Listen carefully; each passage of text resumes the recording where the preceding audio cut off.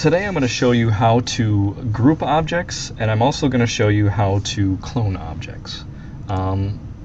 So let's say I'm making a cityscape, and what I want to do is, I have maybe 20 of these street lights all over my cityscape. I don't actually need to model 20 of them. I can model one and I can create copies of it. And I have several options in how to do this. So what you're looking at here is just a simple street light that I have. And it's composed of several objects. I have, the actual lamp, I have the glass, and I have the pole. So before I want to create copies, I want to just group all this stuff together so that it's easier to copy and move around. So I'm going to select all the pieces, and I'm just going to go to Group and select Group.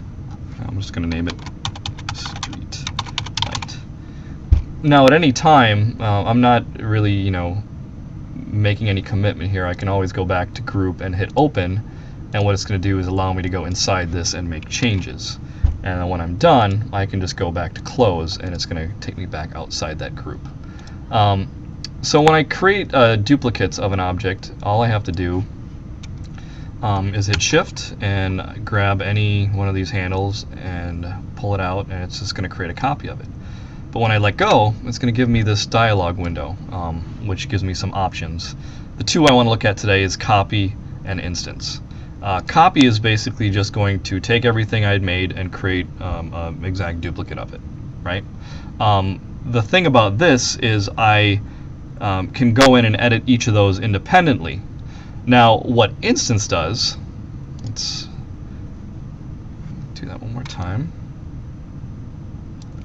If I select Instance, it's actually still one object, but it's creating two instances of it. What that means is that if I go into one of these and hit Open, and I want to edit, and let's say I take out this piece here, it's going to do that for every instance I created, right? So if I go back and go to